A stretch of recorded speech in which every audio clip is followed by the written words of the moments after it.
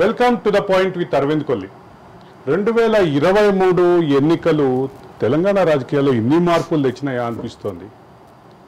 అంతవరకు బలంగా 10 ఏళ్ల పాటు అధికారంలో ఉన్నటువంటి కేసీఆర్ పార్టీ 2024 ఒక 5 నెలల్లోనే వచ్చినటువంటి ఎన్నికల్లో ఎక్కడ కనిపించట్లేదు అంటున్నారు. ఇది ఇలా ఉంటే తెలంగాణ రాజకీయంలో ఆ పార్టీ ప్రస్థానం ఏంటి? మరోవైపు తెలంగాణ రాజకీయం కేవలం 2 జాతీయ పార్టీల చుట్టే తిరగబోతోందా? మరోవైపు తెలంగాణ ఉద్యమ స్ఫూర్తితోటి తెలంగాణ ప్రాంతీయ భావంతో మరొక రాజకీయ పార్టీకి అవకాశం ఉందా? ఇది సగటు జనం మనసులో మెదులుతున్నట్టు ప్రశ్నలు. ఈ ప్రశ్నలకి ఖచ్చితంగా చర్చనీయాంశాలు. ఈ ప్రశ్నలే ఈరోజు టాపిక్. టు ద పాయింట్లో మనతో పాటు డిస్కషన్లో పాల్గొంటున్నారు వేణుగోపాల్ రెడ్డి గారు, సీనియర్ జర్నలిస్ట్, అలాగే ప్రముఖ రాజకీయ విశ్లేషకులు. అలాగే కూసంపూడి రవీంద్ర గారు, రాజకీయ విశ్లేషకులు. పలు రాజకీయ అంశాలపై స్పష్టమైనటువంటి అభిప్రాయాలతోటి సోషల్ మీడియాలో కానీ, ఇటుపక్క మెయిన్ స్ట్రీమ్ మీడియాలో కానీ వివిధ వర్గాల ప్రజలను ఆకట్టుకుంటున్నటువంటి కూసంపూడి రవీంద్ర గారు. అలాగే ప్రొఫెసర్ వినాయక రెడ్డి గారు, విశ్రాంత ప్రొఫెసర్, అలాగే ఆర్థిక శాస్త్రంలో, రాజనీతి శాస్త్రంలో అనేక మంది విద్యార్థులను తయారు చేసినటువంటి ఆర్థిక రాజకీయ రంగ నిపుణులు. ఇక మరొకరు ఉమామహేశ్వరరావు గారు, సీనియర్ జర్నలిస్ట్, అలాగే రాజకీయ విశ్లేషకులు. పలు రాజకీయ అంశాల్లో అదే సందర్భంలో జర్నలిజానికి సంబంధించినటువంటి పలువురు విద్యార్థులను తయారు చేసినటువంటి సీనియర్ జర్నలిస్ట్. అందరికీ స్వాగతం. మొదట వేణుగోపాల్ రెడ్డి గారు, మీతోటే మొదలు పెడదాం. ఆంధ్రప్రదేశ్ రాజకీయాల్ని చూసాము. ఆంధ్రప్రదేశ్ రాజకీయాల్లో 2 పార్టీలు మాత్రమే మిగిలినటువంటి పరిస్థితి నుంచి మరో దశగా వెళ్తున్న పరిస్థితి చూసాం. ఇప్పుడు తెలంగాణ రాజకీయాల్లో కేవలం 2 పార్టీలే మిగిలే పరిస్థితి. అదే సందర్భంలో ఈ 2 పార్టీలకి సంబంధించినటువంటి రాజకీయాలు మాత్రమే మిగిలే పరిస్థితి ఉందా? పూర్తిగా బీఆర్ఎస్ అంతర్ధానం అవుతుందా అనేది సగటు జీవి మనసులో ఉన్నటువంటి ప్రశ్న. దీన్ని మీరు ఎట్లా చూస్తారు? అరవింద్ గారు, మీతో పాటుగా ప్యానెల్లో ఉన్నటువంటి పెద్దలు అందరికీ కూడా, అదేవిధంగా మన టీవీ వీక్షకులు ఎవరైతున్నారో వాళ్ళందరికీ గుడ్ ఈవినింగ్. మీరు అన్నట్టుగా కొంత మేరకు కొంత శాతం ప్రజల్లో ఉండొచ్చు కనుక అది అందరిగా మనం చర్చించుకోవడానికి అవసరమైనటువంటి స్టాటిస్టిక్స్ కానీ దానికి సంబంధించినటువంటి, సరే మీరు అన్నారు మార్పు అనేది సహజం, మార్పు అనేది వస్తూనే ఉంటుంది, పోతూనే ఉంటుంది. ప్రభుత్వమే పడిపోయినాక, ప్రభుత్వమే మార్పు జరిగిన తర్వాత ఇంకా జరగాల్సినటువంటిది ఏముంటుంది? మారిపోయింది, అది జరిగిపోయింది. దాని గురించి పెద్దగా మనం చర్చించుకోవడము, బాధపడము, ఇంకోరు వచ్చారని సంతోషపడము కాదు. అక్కడ ప్రభుత్వం మార్పు అనేది జరిగిన తర్వాత దానికి మించినటువంటి పెద్ద మార్పు ఏమి ఉండదు, అది జరిగిపోయింది. పూర్తిగా ఈరోజు ఉన్నటువంటి పరిస్థితుల్లో బీఆర్ఎస్ పని అయిపోయింది అనుకోవడానికి మన దగ్గర లెక్కలు లేవు. ఓకే, అంటే ఆ తర్వాత జరిగినటువంటి ఎన్నికలు ఏమైనా ఉంటే ఎప్పుడైనా సరే మనలాంటి వాళ్ళు అనేక సందర్భాల్లో మాట్లాడుకున్నాం. అరవింద్ గారు, మీకు తెలియదు కాదు, ఒక ఉప ఎన్నికనో ఒక ఎన్నికనో దేన్నో దృష్టిలో పెట్టుకొని మనం ఒక పార్టీకి మంచి చెడును ఆపాదించేటటువంటి అవకాశం మనకు ఉండదు. ఆ తర్వాత స్థానిక సంస్థల ఎన్నికలు జరగలేదు, ఆ తర్వాత ఎలాంటి ఎన్నికలు కూడా జరగలేదు. మొట్టమొదటిసారిగా ప్రభుత్వ మార్పు అనేటటువంటి తెలంగాణ రాష్ట్రంలో జరిగిన తర్వాత ఎంపీ ఎలక్షన్లు అనేటటువంటి సాధారణ ఎన్నికలు వస్తున్నాయి. సాధారణ ఎన్నికలు అనగానే సాధారణంగా సహజంగా జరిగేటటువంటిది 2019లోనే మనం చూసాము. ఈవెన్ బీజేపీ పార్టీ వాళ్ళు కూడా కలలు కనకుండా ఆ రోజు 4 ఎంపీ స్థానాలు వచ్చినటువంటి మనందరం చూసాం. జాతీయ రాజకీయాలకు సంబంధించినటువంటి అంశాలు వచ్చినప్పుడు ఖచ్చితంగా జాతీయ స్థాయిలో జాతీయ పార్టీ అసలు వీటికి జరుగుతుంది. దానికి సంబంధించినటువంటి కన్క్లూజన్స్ ఏ ఉన్నాయి? జాతీయ స్థాయి రాజకీయాలే ప్రధానంగా కనిపిస్తున్నటువంటి ఈ ప్రస్తుత పరిస్థితుల్లో జాతీయ స్థాయి రాజకీయాలు మొత్తం 2 కూటముల మధ్య మాత్రమే కేంద్రీకృతమైనటువంటి ఈ పరిస్థితుల్లో ఈ 2 కూటములకు చెందినటువంటి బీఆర్ఎస్ పరిస్థితి ఏంటి అనేది ఒక ప్రధానమైన అంశం. అయితే ఖచ్చితంగా మీరు అన్నట్టుగా అరవింద్ గారు, 2 తెలుగు రాష్ట్రాల్లో తీసుకుంటే బీఆర్ఎస్ తెలంగాణ వరకు తీసుకుంటే ఏ కూటమిలో లేదు, అంటే ఇండియా కూటమిలో లేదు, ఎన్డీఏ కూటమిలో లేదు. వైఎస్ఆర్సీపీని తీసుకోండి మీరు, ఆంధ్రప్రదేశ్లో ఇండియా కూటమిలో లేదు, అక్కడ ఎన్డీఏ కూటమిలో లేదు. ఓకే, ఈ 2 ప్రాంతీయ పార్టీలుగా 2 రాష్ట్రాల్లో చాలా బలమైన పార్టీలు. ఓకే, ఒకటేమో నిన్న మొన్న అధికారాన్ని కోల్పోయి, అది కూడా తక్కువ మెజార్టీతోటి కొన్ని సీట్లతోటి అటు ఇటుగా కోల్పోయినటువంటిది. ఎవరు అవునన్నా కాదన్నా ప్రభుత్వం వాళ్ళది పడిపోయింది, కొత్తగా కాంగ్రెస్ పార్టీ అధికారంలోకి వచ్చింది. ఆంధ్రప్రదేశ్లో తీసుకుంటే వైఎస్ఆర్సీపీ ఆల్రెడీ అధికారంలో ఉన్నటువంటి పార్టీ. అక్కడ కాంగ్రెస్ సంఖ్యాబలము, అభ్యర్థుల గురించి మనం గొప్పగా మాట్లాడుకునే పరిస్థితి ఏం లేదు ఇప్పటి వరకు. ఇక మిగిలిందల్లా కూటమికి సంబంధించినటువంటిది. అక్కడ పవన్ కళ్యాణ్ గారు పెట్టినటువంటి పార్టీ కూడా ఈరోజు కూటమిలో ఎన్డీఏ భాగస్వామి అయినటువంటిది. అక్కడ ఉన్నటువంటి పరిస్థితులన్నీ డిఫరెంట్గా ఉన్నాయి. కాబట్టి మనం ఏమంటారంటే ఇప్పుడున్న పరిస్థితుల్లో మీరు అన్నట్టుగా ప్రాంతీయ పార్టీలు కొత్తగా పుట్టుకొచ్చేటటువంటి పరిస్థితి కానీ వస్తే మనగలిగేటటువంటి అవకాశాలు కానీ దేశంలో లేవు. ఎందుకంటే అనేక ప్రాంతీయ పార్టీలు విచ్ఛిన్నమైనటువంటి పరిస్థితిని వాటిని దెబ్బతీసేటటువంటి పరిస్థితి ఉంటే అధికార పక్షం వైపు, లేదనుకుంటే ఆ పార్టీలను కూడా చీల్చి మనం ఏక్నాథ్ షిండేలు ఇంకోటి వస్తున్నటువంటి పరిస్థితి మనం చూస్తూ ఉన్నాం.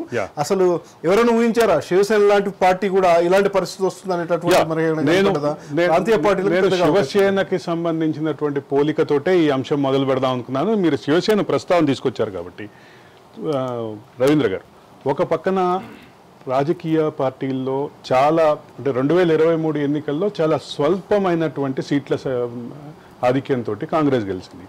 కాంగ్రెస్ ఒక్కసారి గెలిచి బీఆర్ఎస్ ఓడిపోగానే రాజకీయాల్లో దీనికి సంబంధించి ఇంత వైబ్రేషన్స్, ఇంత కదలికలు పూర్తి స్థాయిలో అంటే ఒకప్పుడు 103 స్థానాలతో అధికారంలో ఉన్నటువంటి టీఆర్ఎస్ ఈరోజు 39 స్థానాలకు పడిపోగానే మొత్తం రాజకీయాల్లో ఇన్ని మార్పులు ఎందుకు వస్తున్నాయంటారు? ఒకటి నమస్తే అండి. ముందుగా రాజ్ న్యూస్ ప్రేక్షకులకి, అట్లాగే అరవింద్ గారికి, నా తోటి ప్యానలిస్టులందరికీ నమస్తే. ఒక మంచి అంశాన్ని ఈరోజు చర్చకు తీసుకొచ్చారు. ఈ సందర్భంగా ఇంకొక విషయం కూడా నేను చెప్పాలి. ఎందుకంటే ఈ మధ్యకాలంలో 2 తెలుగు రాష్ట్రాల్లో మీడియా సంస్థలు ఈ విషయం తీసుకున్నప్పుడు, అంటే గతంలో ప్రజల పక్షంగా, అధికార పక్షము ప్రతిపక్షము కాకుండా ప్రజల పక్షంగా ఒక గొంతు వినిపించేటువంటి మీడియా తర్వాత కాలంలో కొంత ఈ ఎన్నికల ప్రభావం, అధికార పక్షానికో ప్రతిపక్షానికో మద్దతుగా మాట్లాడుతున్నారనే ఒక వాతావరణం చూస్తూ ఉన్నారు 2 రాష్ట్రాల్లో చాలా మీడియా సంస్థలు.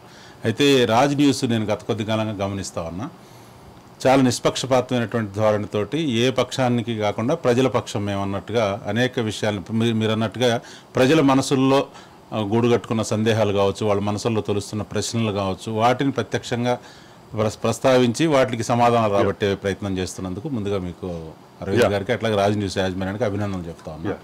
మీరు అన్నట్టుగా ఇప్పుడు ఇక్కడ ఎన్నికల నేపథ్యం తీసుకుంటే, అసెంబ్లీ ఎన్నికల్లో ఓటింగ్ జరిగినప్పుడు తెలంగాణ ప్రజానీకము ఒక పక్క ఇక్కడ ఉన్నటువంటి ప్రభుత్వం యొక్క అహంకారపూరితమైన వైఖరికి వ్యతిరేకంగా ఓటు చేసినట్టుగా మనకి స్పష్టంగా కనపడింది. అయితే అందులో కూడా కొంత కన్ఫ్యూజన్ ప్రజల్లో. ఎందుకంటే ఆంధ్రప్రదేశ్లో చూసుకుంటే ఇక్కడ ఒక విషయం ప్రస్తావించాలి. ఎందుకంటే ఇప్పుడున్నటువంటి ప్రభుత్వము సంక్షేమ పథకాలు పెద్ద ఎత్తున చేస్తుంది అనుకున్నప్పటికీ కూడా అభివృద్ధి పరంగా కొంచెం వెనకబడిందనే భావన మెజారిటీ ప్రజల్లో అక్కడ కనిపిస్తూ ఉంది. ఆ పద్ధతిలో తీసుకుంటే తెలంగాణ ఏర్పడిన తర్వాత అభివృద్ధి పరంగా తీసుకున్నప్పుడు తెలంగాణలో అంత వెనుకబడితనం ఉన్నట్టుగా ప్రజలు భావిస్తున్నట్టుగా కూడా అనిపించలే. కానీ ఇక్కడ ప్రభుత్వం యొక్క పెద్దల యొక్క వైఖరికి ఒక విషయం క్లియర్, తెలంగాణ ప్రత్యేక రాష్ట్ర ఉద్యమం జరిగిందే ఆత్మగౌరవం కోసం. ఇక్కడ ఈ అదే రకమైనటువంటి భావము, అదే రకమైనటువంటి దాని కేంద్రంగా ప్రధానంగా చర్చలోకి వచ్చింది. కాంగ్రెస్ కూడా అది దాన్నే. అయితే ఇక్కడ ఏం జరిగిందంటే, ఈ ఎన్నికల్లో ఓటింగ్ చేసినప్పుడు అసెంబ్లీ ఎన్నికల్లో కాంగ్రెస్ గెలుస్తుందా, అధికారంలోకి రాగలుగుతుందా, లేదా బీజేపీ ఏమైనా ప్రత్యామ్నాయం అవుతుందా, లేదా టీఆర్ఎస్ మళ్ళీ అధికారం నిలబెట్టుకుంటుందా అనే విషయంలో ఎదమిద్దంగా ప్రజలకు అంచనాకు వచ్చే పరిస్థితి లేకుండే. ఆ నేపథ్యంలో ఏమైందంటే కొంత ఓటింగు జరిగింది. అది కొద్దిపాటి ఎడ్జి తోటి మన వేణుగోపాల్ రెడ్డి గారు అన్నట్టుగా కొద్దిపాటి ఎడ్జితో కాంగ్రెస్ ప్రభుత్వం ఏర్పడింది. అయితే ఇప్పుడు ఒక్కసారిగా ఇంత మార్పు రావడానికి కారణం ఏంటంటే, అంతకుముందు బీఆర్ఎస్కు మొన్న అసెంబ్లీ ఎన్నికల్లో ఓటేసినటువంటి మెజారిటీ ఓటర్స్ మనసుల్లో కూడా ఎక్కడో గూడు కట్టుకుని ఉన్నటువంటి ఈ కొద్దిపాటి మీరన్న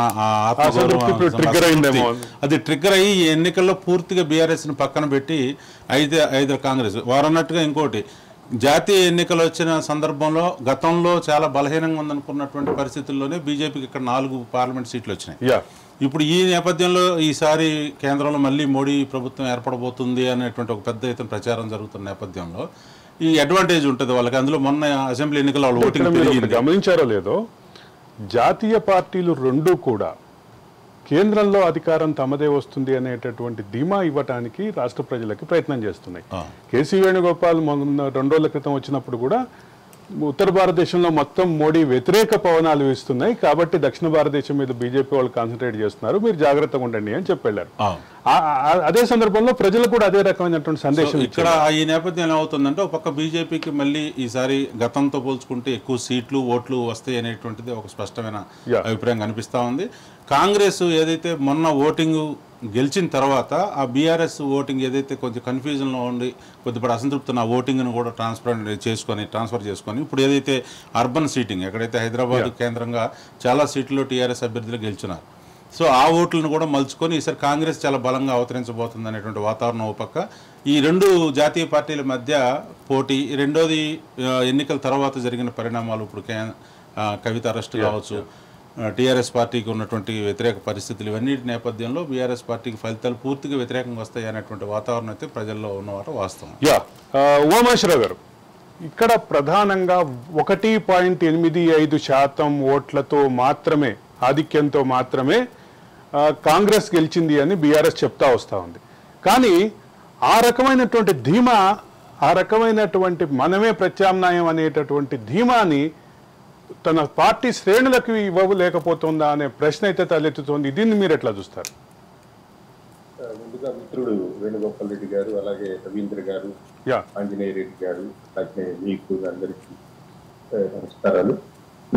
మనం ముఖ్యంగా ఎన్నికల రాజకీయాలను గమనించినట్లయితే మీరు అన్నారు ఇందాక 1% ఓటు, 1.85%, 1.8% అయినా మామూలుగా ఊరికే ఏదో ఒక చిన్న ఎన్నిక అనుకుందాం, కోఆపరేటివ్ సొసైటీ ఎన్నిక అనుకుందాం, చిన్న ఎన్నిక, 500 ఓట్లు ఉన్నాయి, ఒక ఆయనకి 300 వచ్చాయి, ఇంకొక ఆయనకి 199 వచ్చాయి అని అనుకుందాము.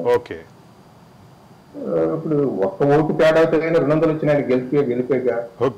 కాబట్టి అక్కడ ఒక్క ఓటుతోనే కదా మాకు అనంటే, ఒకసారి గెలుపు అనేది అయిపోయిన తర్వాత ఈ పర్సంటేజ్లు ఏవి చేయలేవు, ఏవి ప్రభావితం చేయలేవు. కాబట్టి మనం ఇప్పుడు ఏబిసి అనే 3 ఉన్నారు, ఒక ఆయనకి 50 ఓట్లు వచ్చాయి, ఇంకొక ఆయనకి ఒక 30 వచ్చాయి, ఇంకొక ఆయనకి 15 వచ్చాయి అని అనుకోండి. 45 కదా, ఆయనకి 50 కదా, 45 గట్టి పోటీ కదా. ఉమామహేశ్వరరావు గారు, నా ప్రశ్న కూడా దీనికి సంబంధించింది. ఇప్పుడు ఏబిసిల్లో ఇప్పుడు ప్రధాన పోటీ మొత్తం ఏకి సికి మధ్యలో ఉండి బి ఎందుకు అంతర్ధానం అవుతోంది అనేదే ప్రశ్న. దానికి కూడా చెప్తాను. ఏంటంటే ఎన్నికల రాజకీయాల్లో ఇప్పుడు 3 ఉన్నారనుకోండి, 3కి కలిపి గెలిచిన వ్యక్తి కంటే ఓట్లు ఎక్కువ వచ్చిన సందర్భాలు కూడా ఉన్నాయి. అంటే ఆ నియోజకవర్గంలో మెజారిటీ ప్రజలు గెలుపొందిన వ్యక్తిని తిరస్కరిస్తున్నారని కూడా చూపిస్తుంది మనకి. సో కాబట్టి అలా అన్నంత మాత్రాన దీన్ని ఇది చేయలేం. అదైతే ఇంకా ప్రాతినిధ్య ప్రజాస్వామ్యం వస్తే తప్ప అది కాదని మనం పక్కన పెట్టేశాం. కాబట్టి ఒక్క ఓటుతో గెలిచినట్టే అన్న దాన్ని మనం నిర్ధారణ చేసుకున్నాం కనుక ఇంకా పర్సంటేజీల శశభిషలు ఏమి లేవు దాంట్లో. కాకపోతే ఏంటంటే మనం శ్రేణులకి ఆత్మగౌరవం, శ్రేణులకి ఒక ఆత్మవిశ్వాసం కల్పించడం కోసం ఏం చెప్తామంటే, మనం విజయానికి చేరువుదాకా వచ్చాం, మన కష్టం బ్రహ్మాండంగా చేశాం, అది కొద్దిగా అటు ఇటుగా అయింది, అంతకంటే ఏం లేదు, బీ రెడీ, కాషియస్ గా ఉండండి, ఈసారి విజయం మనదే అని చెప్పడానికి, ఒక ఉత్సాహాన్ని నింపడానికి బ్రహ్మాండంగా పనికొస్తుంది. కాబట్టి గతం గదహ, ఇది జరగవలసింది ఏంటి అని. ఇప్పుడు కాంగ్రెస్ పార్టీ ముందున్న విషయం ఏమిటంటే, మీరు చెప్పినట్టు 1.8% ఓట్లతో రీటైన్ అయినా ఒక పార్టీకి పగ్గాలు అందుకొని ఒక ముఖ్యమంత్రిగా ఎస్టాబ్లిష్ అయిన వ్యక్తికి గట్టిగా 150 రోజుల్లోనే ఒక పెద్ద సవాల్ వచ్చి పడుతున్నది. నిజానికి ఏంది, వాళ్ళ పనితీరుని పూర్తి స్థాయిలో ప్రదర్శించుకోవడానికి కానీ, సమస్యలని పూర్తిగా ఆకలింపు చేసుకోవడానికి కానీ వీటన్నిటికీ పెద్ద సమయం లేదు. అయినప్పటికీ ప్రజలు ఇవేమి పట్టించుకోరు. రేపు పొద్దున మళ్ళీ మొదటికి వచ్చేసరికి ఎన్ని స్థానాలు గెలిచారు అని అంటారు. కాబట్టి ఇది చావో రేవో అన్నంత పద్ధతిలో ఎటువంటి పరిస్థితుల్లో అయినా సరే కాంగ్రెస్ పార్టీ, ఆ పార్టీ నాయకుడు ఖచ్చితంగా ఇక్కడ మెజారిటీ స్థానాలను గెలుచుకున్నట్టుగా అధిష్టానానికి చూపించకపోతే పలకన పడే అవకాశం ఉంది. కాబట్టి ఎటువంటి పరిస్థితుల్లో అయినా సరే చెయ్యాలి అంటే ఎవరి ఓట్లు తీర్చాలి? భారతీయ జనతా పార్టీ ఓట్లు, అవి కమిటెడ్ క్యాడర్ ఓట్లు. అవి కన్సాలిడేట్ అయిన ఓట్లు. కన్సాలిడేటెడ్ అది సంఘ పరివార్తోనో లేకపోతే సంఘ పరివార అనుబంధ సంస్థలతోనో వాటితోనో ఎక్కువ మంది మమేకమైన వాళ్ళు ఉంటారు.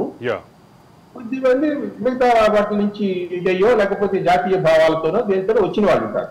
వాళ్ళని మనం ఇప్పుడు ఈ షార్ట్ పీరియడ్ లో వాళ్ళని ఇది చేయడం కంటే సులభంగా మన వైపు తిప్పుకోవడానికి దొరికేటువంటి వాళ్ళు ఎవరు? సో ఇటీవల ఓడిపోయినటువంటి పార్టీకి సంబంధించిన వాళ్ళు.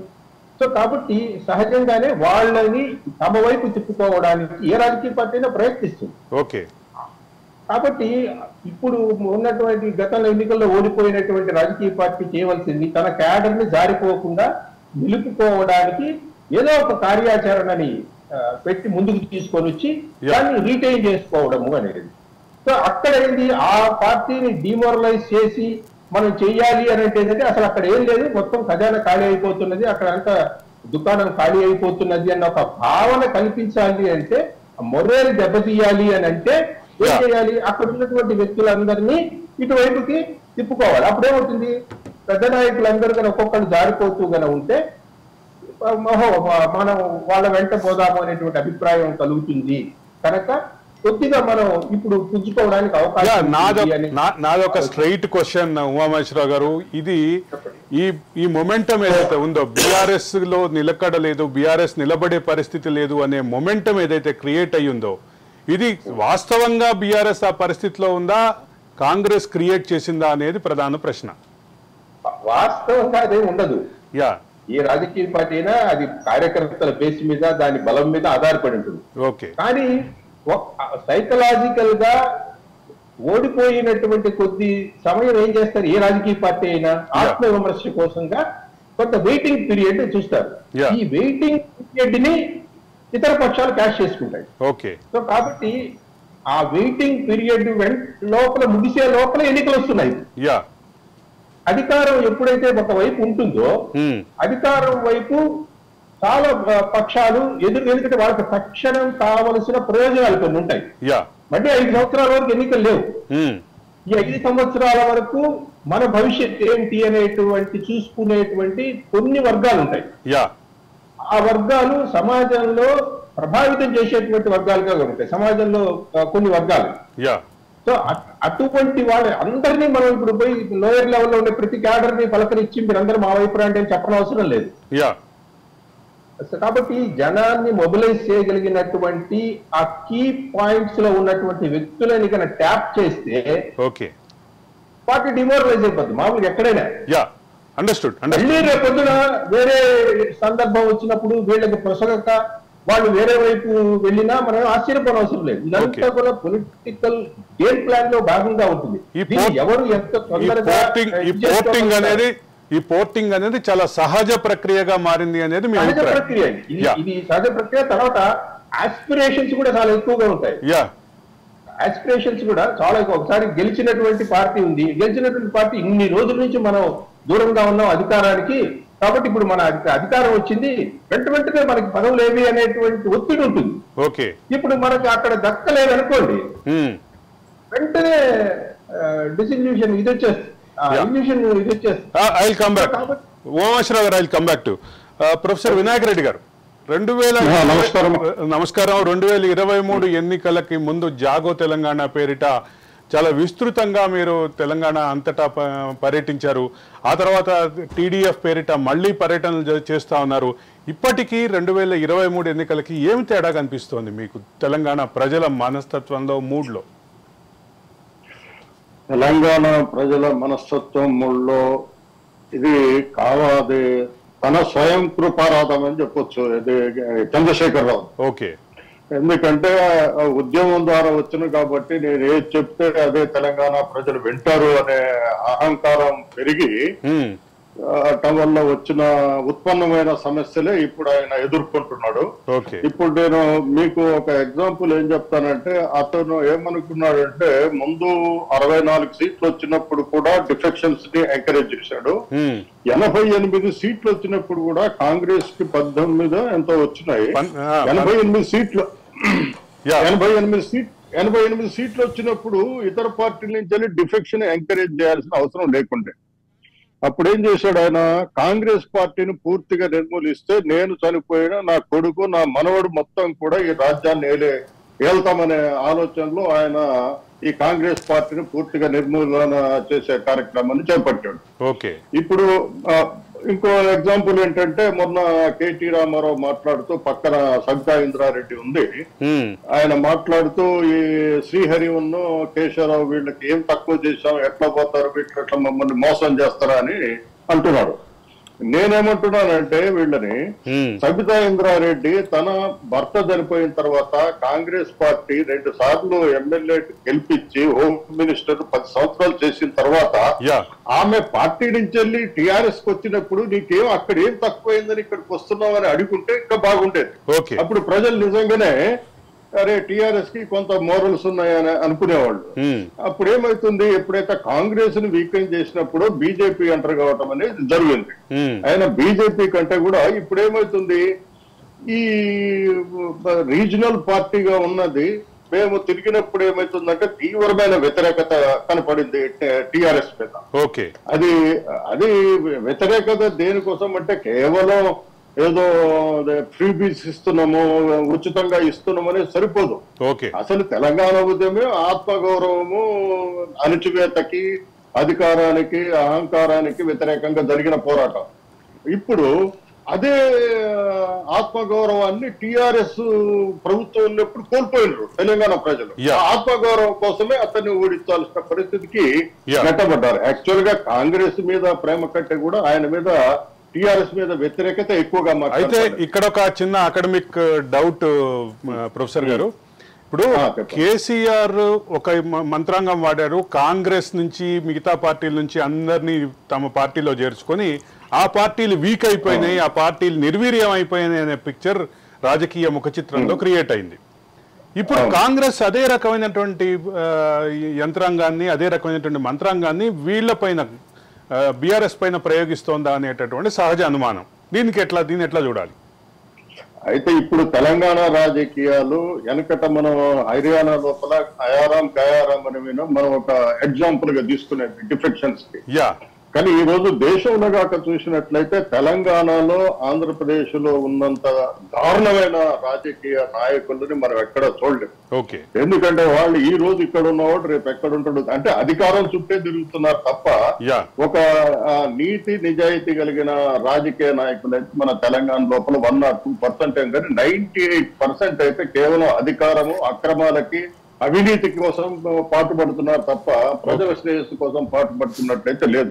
ఇప్పుడు మీరు రీసెంట్ గా చూసినట్లయితే ధరణి కింద ఈ ఎన్ని అక్రమాలు జరిగినాయో రోజు పేపర్లలో మనం చూస్తున్నామో అవన్నీ కూడా అధికార పార్టీ వాళ్ళు చేసినాయి. అట్లనే ట్యాపింగ్ కాక మీరు చూసినట్లయితే మేము ఏది చేసినా చెల్లుబాటు అవుతుంది అనేది, అంటే పోలీసులో ఒక ఫోర్స్ ని ప్రైవేట్ సైన్యంగా వాడుకున్నట్టుగా మనం చూస్తున్నాం. ఇది మేము చాలా సార్లు కూడా ప్రస్తావించాం. పోలీసు వాళ్ళు కానివ్వండి, ఎలక్షన్ సిబ్బంది కానివ్వండి, వాళ్ళు ప్రభుత్వం అధికారంలో ఉన్న వాళ్ళు వాళ్ళ డబ్బు. అంతేకాదు వ్యక్తిగత సంభాషణలో కూడా మనందరం అనేక సార్లు మాట్లాడుకున్నాం. వాట్సాప్ కాల్ తప్ప మాట్లాడలేని పరిస్థితులు ఉన్నాయని మాట్లాడుకున్నాం. తెలంగాణలో అధికార మార్పిడి జరగగానే వచ్చినటువంటి ప్రధానమైన మాట, అమ్మాయి ఇక నుంచి వాట్సాప్ కాల్స్ మాట్లాడుకోవాల్సిన అవసరం లేదు అని అనుకున్నాము.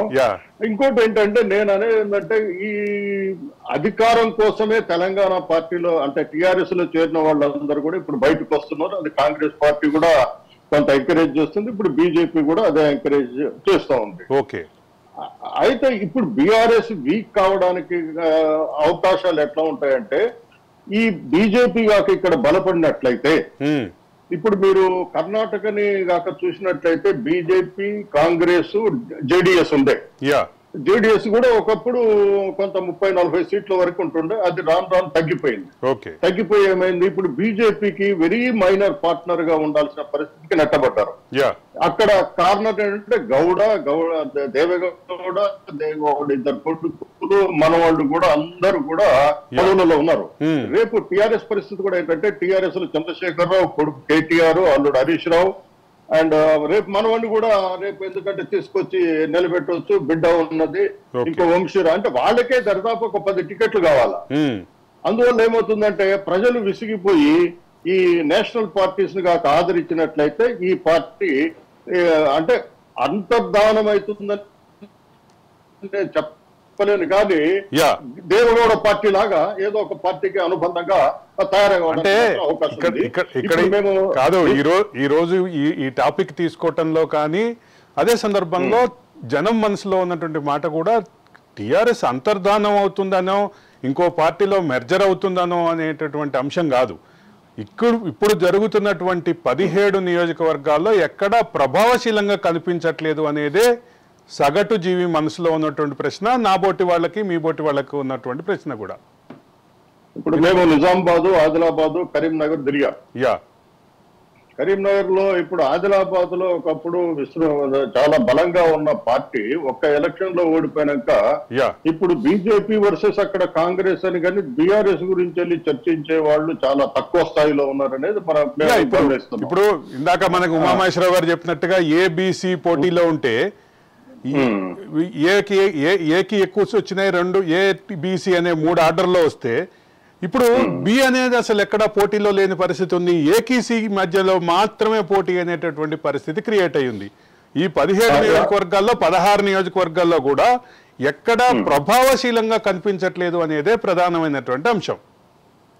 ప్రభావశీలంగా ఏంటంటే వాళ్ళు కేవలం అధికారం మీద ఆధారపడే పార్టీ తప్ప నిర్మాణాత్మకంగా ఆ పార్టీ లేదు. మీకు గ్రామ స్థాయి కమిటీలు కానీ, మండల కమిటీలు కానీ, జిల్లా కమిటీలు కానీ ఎక్కడా లేవు. టీఆర్ఎస్ కి బలహీనత ఏంటంటే వాళ్ళ పార్టీ నిర్మాణం లేకపోవడం అనేది చాలా బలహీనంగా తయారైంది. వాళ్ళు అందుకోసం ఏంటంటే ఇతర పార్టీలోకి, అందులో ఈ చేపలు ఎక్కడైతే నీళ్లు ఉంటాయో అక్కడే చేపలు చేస్తాయి అన్నట్టు వీళ్ళు అధికారం ఉంటే తప్ప ఇవాళ రాజకీయ నాయకులు బతకలేని పరిస్థితికి నెట్టబడ్డారు.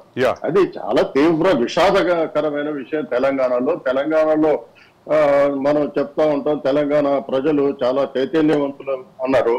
ఇప్పుడు చంద్రశేఖరరావుకు ఎటువంటి పరిస్థితి వచ్చిందంటే ఇతర పార్టీలు నాకు పోటీ కాదు అనుకున్నప్పుడు ప్రజలు ఆల్టర్నేటివ్ అవుతారు, పార్టీలు కావు. ఇవాళ దేశంలో మోడీకి ఆల్టర్నేటివ్ కూడా ప్రజలే. కాంగ్రెస్ లేక వినాయక్ రెడ్డి గారు I will come back to Venugopal Reddy గారు. అంటే ఇప్పుడు ఏబిసి ఏకీసీకి మధ్యలో పోటీ ఉండి బి ఎందుకు లేదు ప్రభావశీలంగా, ఎందుకు బి అంత ఫోర్స్ఫుల్ గా కనిపించట్లేదు? ఇప్పుడు పెద్దలు 2-3 అంశాలు చెప్పిన వాటితోటి ఏకీభవిస్తూనే ఎదుటి పార్టీ వలన ఎవరితో అయితే బలమైన పోటీ ఉంటుంది అనుకుంటారో వాళ్ళ దగ్గర నుంచి కొన్ని పెద్ద తలకాయలను తీసుకొచ్చేస్తే అందులో ఏం లేదు, అంత అయిపోయింది అనేటటువంటిది మొమెంటం క్రియేట్ చేసుకొని వెళ్ళాలనేది ఒకటి జరిగింది. దీనికి ఉదాహరణగా నేను ఏం చెప్తానంటే, ఇందాక పెద్దలు ఉమామహేశ్వర్ గారు అనుకుంటారు, లేకపోతే వినాయక్ రెడ్డి గారు మాట్లాడుతూ హైదరాబాదు జంట నగరాలకు సంబంధించి ఇది చెప్పారు. అక్కడ ఒక ఉదాహరణ ఏంటంటే, హైదరాబాదు పాత రంగారెడ్డి అంటే ఉమ్మడి రంగారెడ్డిని తీసుకుంటే మనం వలసలను ఒకసారి మీరు చూడండి. జిహెచ్ఎంసీకి మొట్టమొదటి తెలంగాణలో వచ్చిన తర్వాత మేయర్గా ఉన్నటువంటి బొంతు రామ్మోహన్, ఆనాటి డిప్యూటీ మేయర్గా ఉన్నటువంటి బాబా ఫసీయుద్దీన్, ప్రస్తుత మేయర్గా ఉన్నటువంటి విజయలక్ష్మి, అదేవిధంగా డిప్యూటీ మేయర్గా ఉన్నటువంటి శ్రీలత మోత శోభన్ రెడ్డి గారు. వీళ్ళు నలుగురుతో పాటుగా సునీత మహేందర్ రెడ్డి గారు, మహేందర్ రెడ్డి గారు, పట్నం మహేందర్ రెడ్డి గారు వాళ్ళ హస్బెండ్. మీరు ఇక్కడ గమనించాల్సింది ఏంది, మనం ఏం చూస్తూ ఉన్నాం, ఇలా ఓటర్లు ఎంతమంది వస్తారు, క్యాడర్ ఎంత వస్తుంది పక్కన పెడితే కొన్ని పెద్ద తలకాయలను తీసుకుంటే హైదరాబాద్లో మేము స్ట్రాంగ్గా ఉన్నాము, ఉమ్మడి రంగారెడ్డిలో కూడా మేము స్ట్రాంగ్గా ఉన్నాము, ఎక్కడైతే వాళ్ళకి సీట్లు రాలేదో అక్కడ ఉన్నామని చెప్పుకోవడానికి ప్రజలను కొంత ఇటువైపు దృష్టి మరల్చడానికి చేసినటువంటి ప్రయత్నంగా మనం చూడాలి. ఎవరైతే తప్పు చేసి ఫుల్ మెజారిటీ ఉన్న తర్వాత కూడా ఈ చేరికలను లేకపోతే పార్టీలను మారడాన్ని ప్రోత్సహిస్తూ వచ్చారని చెప్పి అనుకుంటా ఉన్నామో, విమర్శిస్తూ ఆరోపణలు చేస్తూ వస్తున్నామో, ఈరోజు జరుగుతున్నటువంటిది ఏంటి మనం ఆలోచన చేయాల్సినటువంటిది. వీటన్నిటికి మించి ఒకవైపు పార్టీ మారడము, ఒక సింబల్ పైన గెలుపొందినటువంటి వాళ్ళు మారడం తప్పు అని నానా రకాలుగా విమర్శలు చేస్తున్నాయి. మరొక వైపు ఆ సింబల్ పైన గెలుపొంది గెజిట్లో పబ్లిష్ అయ్యి అసెంబ్లీలో ప్రమాణ స్వీకారం చేసి సభ్యులుగా ఉంటూనే ఎంపీ స్థానాలు తెచ్చుకున్నటువంటి వాళ్ళు ఈ రోజు వరకు రాజీనామా అయినటువంటి పరిస్థితి. అంటే దీనికి ఏం చెప్తారు, యాంటీ డిఫెక్షన్లలో ఇంత పర్సంటేజ్ ఉంది, 3/2 ఉంది, 2/3 ఇవన్నీ చెప్తా ఉంటాం. ప్రజలకు ఏం చెప్పదలుచుకున్నాం మనం, ఎవరైతే నడి చౌరస్తాలో నిలబడి అరవింద్ గారు బండబూతులు తిట్టుకుంటూ ఎదుటి పార్టీగా ఉన్నప్పుడు వీళ్ళు పనికిరారు, ఇలాంటి దందాలు చేశారు, ఇవన్నీ చెప్తూ వచ్చారో అలాంటి వాళ్ళు ఇక్కడ రాగానే ఎందుకు మారుతాం? నేను ఏమంటున్నా అంటే బీఆర్ఎస్ నుంచి పోయిన వాళ్ళ గురించి మాట్లాడతలేను. గతంలో కాంగ్రెస్ పార్టీ వాళ్ళు నుంచి ఇక్కడికి వచ్చినప్పుడు కూడా ఇదే మాట్లాడాను. మన ఇద్దరం కూడా లైవ్ చేశాం. మీకు గుర్తుందలే 3 గంటలు మన ఇద్దరం లైవ్ చేసినటువంటి సందర్భం. నేనేం చెప్పదలుచుకున్నాను, 2018 ఎలక్షన్ తర్వాత నేనేం చెప్పదలుచుకున్నాను ఇక్కడ అంటే, ఈ నాయకులు పోయినంత మాత్రాన్ని క్యాడర్ వస్తుందనో ఓటర్లు మారుతారనో అనుకోవడానికి ఆస్కారం లేదు. వీళ్ళు అధికారం లేకపోతే వాళ్ళు అక్రమంగా సంపాదించి కూడబెట్టినటువంటి ప్రజల సొమ్ము దోచుకున్నటువంటి సంపదను వీళ్ళు కాపాడుకోలేమనేటటువంటి ఒక విధమైనటువంటి వాళ్ళకు అభద్రతా భావంతో పాటుగా వాళ్ళకు భయం కూడా నెలకొంది. ఎలాంటి భయం నెలకొంది? కళ్ళు మూసుకుంటే చెంచల్గూడనో కళ్ళు మూసుకుంటే చెల్లపల్లిలో కనపడే పరిస్థితి వచ్చింది. వాటి నుంచి బయటపడాలనుకున్నప్పుడు రంగులు మారుస్తా ఉన్నారు. ప్రజలు గుర్తించుకోవాలి. మీ ద్వారా చెప్పేది నేను నెక్స్ట్ అడగబోతున్నటువంటి ప్రశ్న ఏంటంటే, అందరినీ అడగబోయేటటువంటి ప్రశ్న ఏంటంటే, అసలు ఈ వలసల ప్రవాహం వెనక, అదే సందర్భంలో టీఆర్ఎస్ క్యాడరు నాయకులు నిర్వీర్యం అయ్యారనేటటువంటి వాదన వెనక వరుసగా వస్తున్నటువంటి కేసులు, వరుసగా వస్తున్నటువంటి ఆరోపణలు, ఒక పక్క ధరణికి సంబంధించినటువంటి పలు ఆరోపణలు ఉన్నాయి, మరో పక్క కాళేశ్వరానికి సంబంధించిన ఆరోపణలు ఉన్నాయి, మరో పక్కన కాళేశ్వరంలో మేడిగడ్డకి సంబంధించిన ఆరోపణలు ఉన్నాయి. వీటితో పాటు ఫోన్ ట్యాపింగ్ అనేది ఒక పెద్ద సబ్జెక్టుగా మారింది. ఫోన్ ట్యాపింగ్ ఆధారంగా ఎన్ని వేల మంది బాధితులు ఉన్నారు, లక్షల మంది బాధితులు ఉన్నారు అనేటువంటి ఊహాగానాలు ఉన్నాయి. వీటన్నిటి నేపథ్యంలో ఇవన్నీ టీఆర్ఎస్ కార్యకర్తలకి, నాయకులకి మనోస్థైర్యాన్ని దెబ్బతీస్తున్నాయా? భవిష్యత్తుపై గందరగోళ పరిస్థితులు కనిపిస్తున్నాయి. వీటన్నిటికీ ఒకటే క్వశ్చన్ పెద్దగా ఉంది. అరవింద్ గారు, మీరు ఇంత సమగ్రంగా అడిగారు కదా, వీటన్నిటికీ జవాబు ఏంటంటే, అవన్నీ చేశారనో ప్రజలు నమ్మారనో, ఇదంతా ప్రజలకు వీళ్ళ పాలన మీద నమ్మకం లేదనో కదా ఇంట్లో కూర్చోబెట్టింది. మనం ఏమంటున్నాం అంటే, వాళ్ళకి పనిష్మెంట్ జరిగిపోయింది. దాన్ని మనం 3-4 నెలల తర్వాత కూడా ప్రైమ్ పాయింట్గా తీసుకొని మాట్లాడుతూ ఉన్నామంటే వాళ్ళతో వీళ్ళకి భయం పొంచి ఉందనేదే ఇంకా కనపడతాం. ఓకే, నాయకులు పార్టీలు అటుకెళ్ళి ఇటు కాంగ్రెస్ పార్టీ అసలు ఈ రాష్ట్రంలో లేదని మాట్లాడినటువంటి పరిస్థితి నుంచి అక్కడికే వస్తున్నా నేను ఎలా మారింది మనం చూస్తూ ఉన్నాం కదా. మనం ఏమంటున్నాం అంటే, నాయకులు, పెద్ద తలకాయలు, వ్యాపారస్తులు వ్యాపారం చేసుకుంటూ మీడియా రంగంలోకి వచ్చి ప్రజలను, ప్రభుత్వాలను ప్రభావితం చేసుకుంటాము అనుకునేటటువంటి వాళ్ళు ఎన్ని పార్టీలు మారారు, ఎన్ని పేర్లు చెప్పాలండి. వీళ్ళని కాదు నమ్మాల్సింది, మనం నమ్మాల్సినటువంటిది పార్టీ ప్రజలకు ఏం చేసింది. సరే, అహంకారమా, దురహంకారమా, మాట తీరు మారిందా, వేరే ఉందా, వేరే విషయం. ప్రజలకు ఇచ్చినటువంటి హామీలకు మళ్ళీ మీకు గుర్తు చేస్తాను అరవింద్ గారు, మీరు చాలా సీనియర్ జర్నలిస్ట్ కాబట్టి, నేను అనేక సందర్భాల్లో మీ ద్వారా నేను కూడా డిమాండ్ చేసినటువంటిది, వీళ్ళు రాజకీయ నేతలు రాజ్యాంగం మీద ప్రమాణ స్వీకారం చేసి మాట్లాడే ప్రతి మాటకు చట్టబద్ధత ఉండాలని. పార్టీలు పెట్టే మేనిఫెస్టోలకు చట్టబద్ధత లేదు. గెలుపొందినటువంటి సింబల్ పైన గెలుపొందినటువంటి దానికి గౌరవించే పరిస్థితి లేదు. మనం ఏమంటున్నాము మరి? అలాంటప్పుడు ఇంత పెద్ద రాజ్యాంగం దీని గురించి మనం మాట్లాడడం, ఇదంతా అనవసరం కదా. ఎందుకు ఇవాళ కేంద్రంలో అధికారంలో ఉన్నటువంటి వాళ్ళు యాంటీ డిఫెక్షన్ లాను ఎందుకు చాలా బలంగా చేయలేకపోతా ఉన్నారు? మోడీ గారు నాకు బాగా గుర్తు, అధికారంలోకి వచ్చిన వెంటనే మనము తుప్పు పట్టినటువంటి చట్టాలను ఇంకా దుమ్ము దులిపి వాడుతూ ఉన్నాము, వీటిని బుట్టదాకా చేయాలని చెప్పి మోడీ గారు అన్నారు. ప్రధానిగా వచ్చిన వెంటనే మాట్లాడారు. మరి ఇలాంటివి కదా మార్చాల్సిన, అప్పుడు కదా యువత ఇటువైపు వచ్చేటటువంటి అవకాశం ఉంటుంది, అప్పుడు కదా యువత రాజకీయాల వైపు రావడానికి అవకాశం ఉంటుంది, అప్పుడు కదా నైతికత, విలువలు, సిద్ధాంతాల గురించి మాట్లాడడానికి ఆస్కారం ఉంటుంది. ఒకవైపు వాళ్ళే పార్టీ ప్రభుత్వాలను కూలుస్తూ ఉన్నారు, ఒకవైపు థర్డ్ ప్లేస్ లో సిఈడి అనుకునే దగ్గర ఉన్నటువంటి వాళ్ళే అధికారంలోకి వస్తా ఉన్నారు. ఏబీసీల గురించే మాట్లాడుకుంటాం, జీరోలో 1-2-3 సీట్లు ఉన్న దగ్గర కూడా చూసాం. హిమాచల్ ప్రదేశ్ ఏమైంది మనం చూస్తా ఉన్నాం. ఇలాంటి అనేక ఉదాహరణలు. రవీంద్ర గారు, అంటే ఈ అంశంలోనే నేను అంటే ఈ మిగతా రాష్ట్రాలు, మిగతా పార్టీలతో పోల్చుకున్నప్పుడు తెలంగాణలో ఒక ప్రత్యేకమైన పరిస్థితి కూడా మనం గమనించాలి.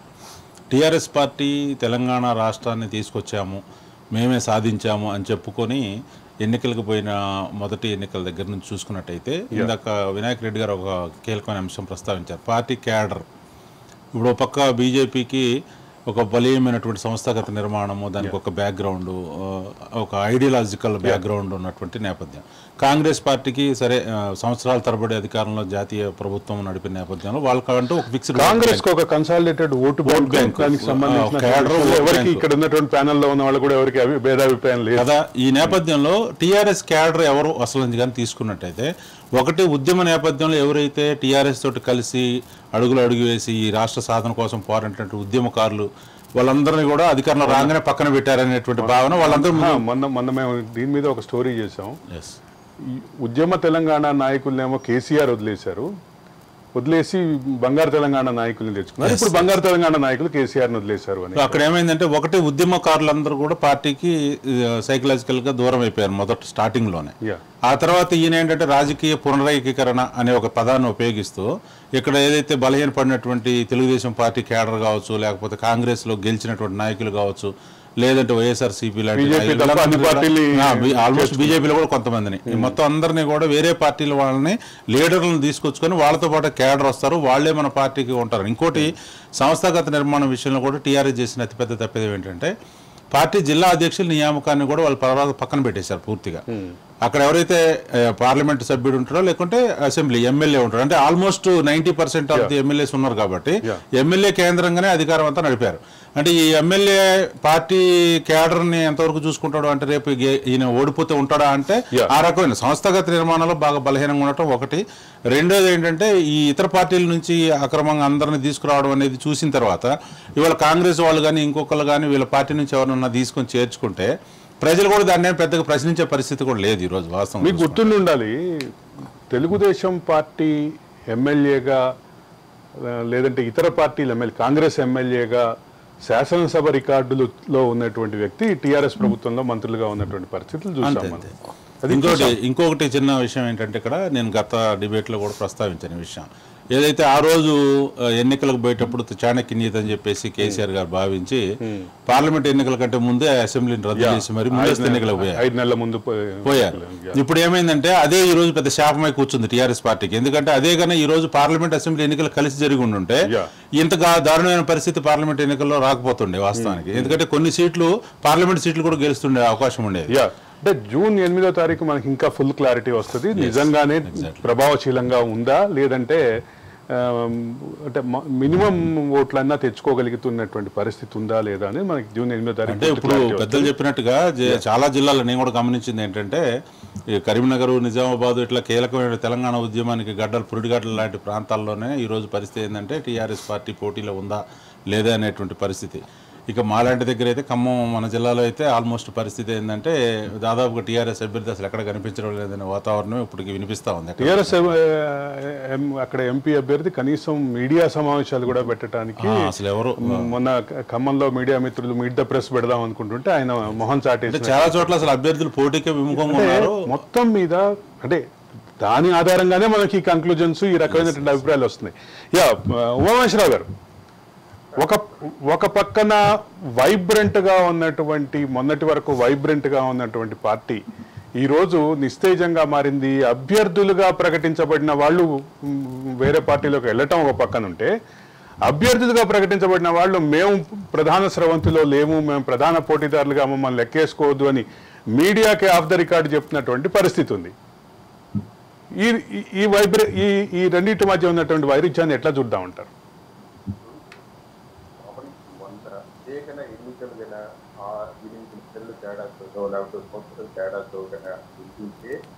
పరిస్థితి వేరేగా ఉంది కాబట్టి వాళ్ళకి కూడా ఏంటంటే ఫస్ట్ నుండి 100 రోజులు కూడా కాలేదు. ఉమామేశ్వరరావు కొంచెం గట్టిగా మాట్లాడతారా? మీ వాయిస్ స్లోగా వస్తుంది. ఇప్పుడు గట్టిగా 3 నెలలు కూడా కాకముందే ఎన్నికలు వస్తున్నాయి. అంటే 3 నెలలకు ముందు ప్రజాభిప్రాయం ఎలా ఉందో దాని నుంచి గ్రేటర్ షిఫ్ట్ వచ్చేటువంటి అవకాశం ఏమీ ఉండదు అనేటువంటిది ఒకటి ఉంటుంది. ఓకే. రెండవది ఏంటి అని అంటే అధికారంలోకి వచ్చిన ప్రభుత్వం 5 సంవత్సరాలు బదిలంగా ఉంటుంది.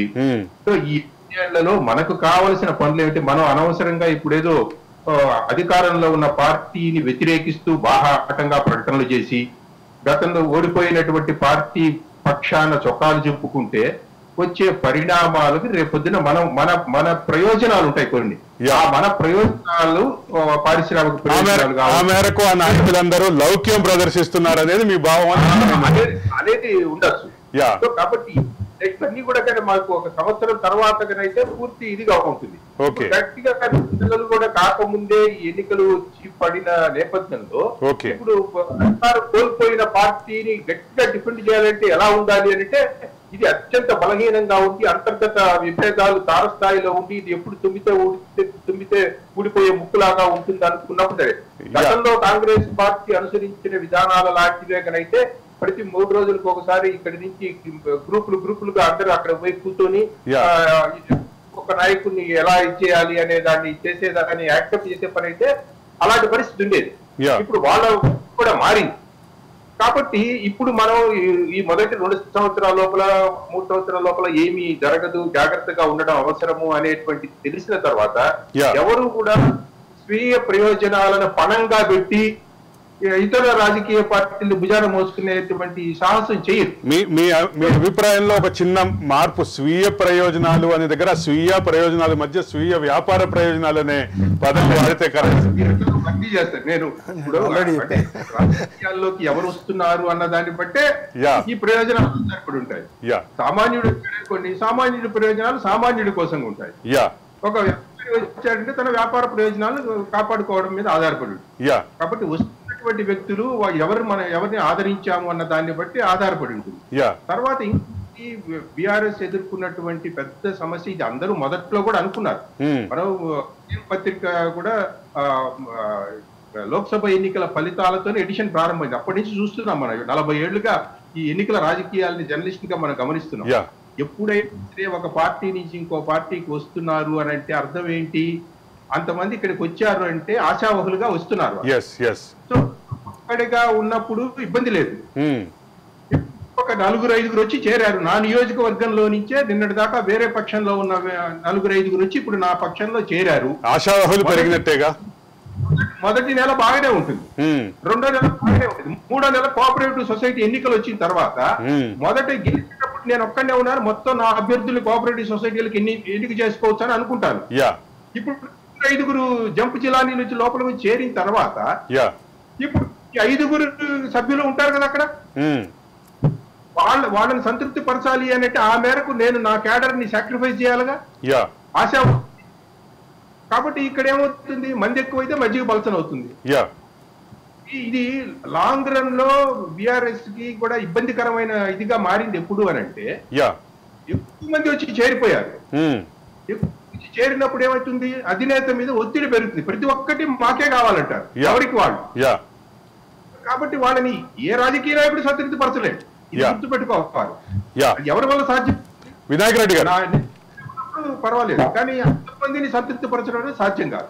సో ఈ బ్యాలెన్సింగ్ యాక్ట్ లో ఎప్పుడైనా సరే రాజకీయ నాయకత్వాలకు చాలా ఇబ్బందులు ఉన్నాయి. అందుకని పొలిటికల్ పోస్టులు క్రియేట్ చేసుకుంటూ పోవాలి. ఆ బ్యాలెన్సే అధినాయకుడికి కత్తి మీద సాము లాంటిది. అది ఎక్కడైతే వీకెన్ అవుతుందో అది అందులో ఇప్పుడేమైంది, ఎక్కువ మందికి ఒక్కసారి వినాయక్ రెడ్డి గారు చెప్పండి. యూటీ బ్యాచ్, ఉద్యమ తెలంగాణ బ్యాచ్ ని కేసీఆర్ దూరం చేసుకుని బీటీ బ్యాచ్ ని కౌగిలించుకుంటే అధికార మార్పిడి తర్వాత బీటీ బ్యాచ్ అంతా వెళ్ళిపోతుంది. యూటీ బ్యాచ్ ఏమో అసంతృప్తితో దూరంగా ఉంది. ఆల్రెడీ యూటీ బ్యాచ్ అంతా కాంగ్రెస్ లో ఉంది అనేటటువంటి అంశం చాలా విస్తృతంగా ప్రచారంలో ఉంది. దానికి సంబంధించి మేము ఈ మధ్య ఒక స్టోరీ కూడా చేసాం. దీన్ని మీరు ఎట్లా చూస్తున్నారు? యూటీ బ్యాచ్ అంటే ఉద్యమ తెలంగాణ బ్యాచ్ గా చూసినట్లయితే తెలంగాణ లోపల అప్పుడు ఉద్యమకారులందరూ కూడా టిఆర్ఎస్ లో లేరు ఎప్పుడు కూడా.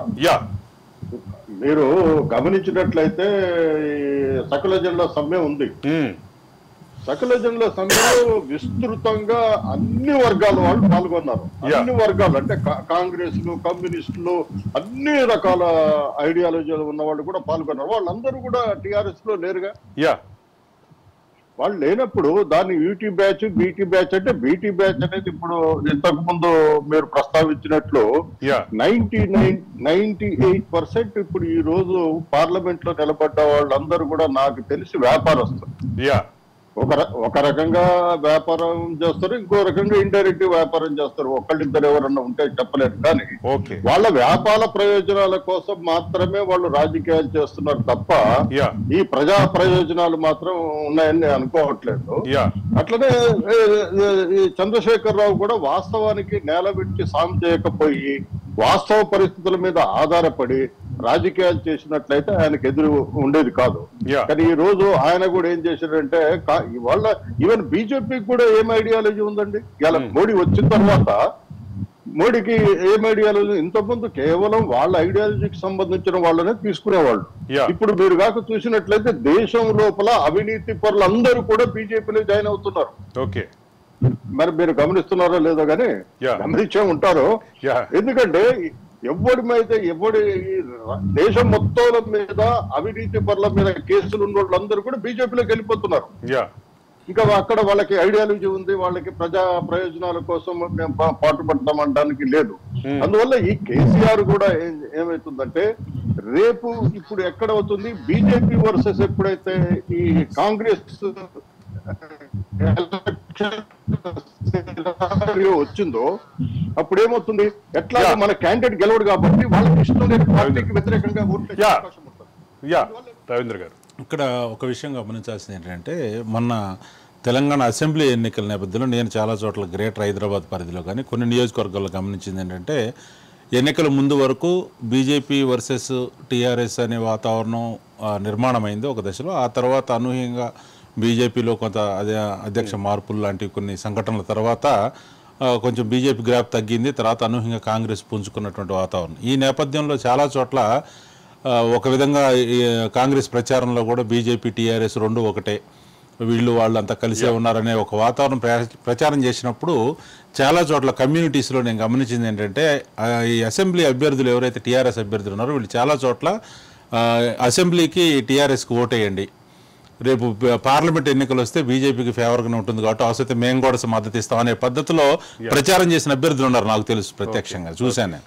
ఈ రోజు గ్రేటర్ హైదరాబాద్ పరిధిలో ఇది టీఆర్ఎస్కి అది కూడా ఒక రకమైన ఇబ్బందికరమైన అంశంగా మారబోతా ఉంది. అంటే ఇక్కడ ఒక విషయం గమనించాలి, 2023 అసెంబ్లీ ఎన్నికలకు ముందు 1, 2, 3 ప్లేస్లో 3rd ప్లేస్లో కాంగ్రెస్ ఉంది. అంచనా ప్రకారం, మొమెంటమ్స్ ప్రకారం, వీటన్నిటి ప్రకారం చూస్తే, సర్వేల ప్రకారం, అంతకుముందు ఉప ఎన్నికల్లో వచ్చినటువంటి ఓట్ల శాతం ప్రకారం చూసినా 3వ స్థానంలో ఉంది. చాలా చోట్ల ఉప ఎన్నికల్లో డిపాజిట్లు కూడా రానిటువంటి పరిస్థితి ఉంది. అటువంటి పరిస్థితి నుంచి వైబ్రెంట్గా అధికారంలోకి వచ్చే క్రమంలో ఆ పార్టీ కొన్ని రాజకీయపరమైనటువంటి ఎత్తుగడలు పాటించింది. దానికి తోడు కేసీఆర్ యొక్క రాజకీయాలు కూడా ఆ రకమైనటువంటి దోహదం చేసినాయి. ఇక్కడ ప్రధానమైన అంశం ఏంటంటే, అంటే కంక్లూడ్ చేసే ముందు వేణుగోపాల్ రెడ్డి గారి దగ్గరికి వెళ్దాం. వేణుగోపాల్ రెడ్డి గారు ఒక్క మాటలో చెప్పండి, 2023 ఎన్నికలలో వచ్చినటువంటి దెబ్బ నుంచి కోలుకుని 2024లో ప్రభావశీలమైనటువంటి శక్తిగా బీఆర్ఎస్ కనిపించే అవకాశం ఎన్ని స్థానాల్లో కనిపిస్తోంది? ఇప్పుడు ప్రభావశీలిగా ఉంటారా, స్థానాలు గెలుపొందుతారా లేదా అనేది పక్కన పెడితే ఖచ్చితంగా అందరూ అనుకునేంత అధమ స్థానంలో మాత్రం ఉంటుందని నేను అనుకోవట్లేదు. దానికి 2-3 ఉదాహరణలు. కాంగ్రెస్ పార్టీ ఇచ్చినటువంటి గ్యారంటీలు 6 గ్యారంటీలు 13 అంశాలకు సంబంధించి ప్రజల్లో పెద్ద ఎత్తున చర్చ జరుగుతుంది. దాన్ని మనం విస్మరించడానికి ఆస్కారం లేదు. రెండవది అహంకారం అనేది, సరే నాడు పనిచేసిన ముఖ్యమంత్రి గారికా, మంత్రులకా, స్థానిక ఎమ్మెల్యేలకా, ముఖ్యమంత్రి ఎవరికనేది పక్కన పెడితే మేము ముఖ్యమంత్రి కేసీఆర్ ఉంటాడు అనుకున్నాం కానీ మా ఎమ్మెల్యే ఓడిపోవాలనుకున్నాం అనేటటువంటి ప్రజాభిప్రాయాన్ని కూడా మనం పక్కకు పెట్టడానికి ఆస్కారం లేదు. పూర్తి స్థాయిలో అధమ స్థానంలో పోతుంది అనుకోవడానికి కానీ 16 సీట్లు గెలుస్తుంది అనుకోవడానికి కూడా ఆస్కారం లేదు. మీరు చెప్పిన ఈక్వేషన్ మనం అందరం గమనించిన ప్రకారం ఏబీసీల మధ్యన ఉండాల్సినటువంటి సీలో ఉన్న కాంగ్రెస్ అధికారంలోకి వచ్చిందని ఎలా మాట్లాడుతున్నామో ఈ రోజు మనందరి దృష్టిలో సీలో ఉంది అనుకునేది బీకి రావచ్చు, అది ఏకి రావచ్చు, ఇవాళ రేపు కావచ్చు. 2024లో జరిగిపోతుంది, 23లో జరిగిపోతుందని నేనేం చెప్పట్లేదు. కాకపోతే వాళ్ళు ఏ తప్పిదాలు అయితే చేసి ఇంట్లో పడుకున్నారు, ఇంట్లో కూర్చున్నారని మనం మాట్లాడుతున్నాం, అవే తప్పిదాలు ఇవాళ అధికారంలో ఉన్న వాళ్ళు చేస్తే రేపు ఎక్కడ కూర్చుంటారు? ఇందాక పెద్దలు చెప్పారు, ఇక్కడ ఎప్పుడైతే వ్యాక్యూమ్ ఉన్నదానికంటే ఎక్కువ మంది వచ్చి చేరినప్పుడు ఈ ఆల్రెడీ అధికారంలో 10 సంవత్సరాలు లేకపోయినా పార్టీని పట్టుకున్నటువంటి కార్యకర్తలకు మనం విలువ ఇవ్వకుండా ఇతర పార్టీల్లో ఉండి మన పైన కేసులు పెట్టించినటువంటి వాళ్ళనే తీసుకొచ్చి మన పైన మోపుతున్నప్పుడు మనం వీళ్ళకి ఎట్లా పనిచేయాలని చెప్పి ఆ కింది స్థాయిలో ఉన్నటువంటి కార్యకర్తలు రేపు కాంగ్రెస్ ఎంపీకి అందరికి వేసేస్తారు అనుకోవడానికి ఆస్కారం ఉందా? నేను ఇప్పుడు పేర్లు చెప్పమంటే చెప్తాను, లేకపోతే తర్వాత మనం డిస్కస్ చేద్దాం.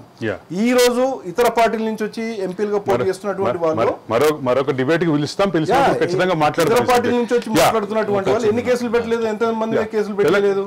తెలంగాణ రాష్ట్రంలో త్రిముఖ పోటీ నుంచి ద్విముఖ పోటీ దిశగా అంటే తెలంగాణ రాష్ట్ర ఉద్యమం నాటి నుండి తెలంగాణ రాష్ట్ర ఏర్పాటు అనంతర పరిణామాల్లో కీలకంగా ఉన్నటువంటి బీఆర్ఎస్ పార్టీ ఈరోజు ఈ త్రిముఖ పోటీలో ప్రధాన పాత్రలో కనిపించట్లేదు అనేటటువంటి రాజకీయ చర్చ నేపథ్యంలో ఈ అంశాన్ని టేకప్ చేశాం.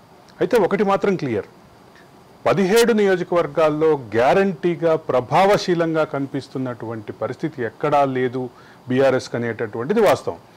దీనికి ఉన్నటువంటి నేపథ్యం, అదే సందర్భంలో బీఆర్ఎస్ నుంచి వలసలు మాత్రమే బీఆర్ఎస్ని వీకెండ్ చేస్తున్నాయా, అదే సందర్భంలో బీఆర్ఎస్ నాయకత్వం తమ క్యాడర్కి తమ కార్యకర్తలకి భరోసా ఇవ్వగలిగేటటువంటి పరిస్థితిలో ఉందా, ఇవన్నీ జనం మధ్యలో ఉన్నటువంటి ప్రశ్నలే.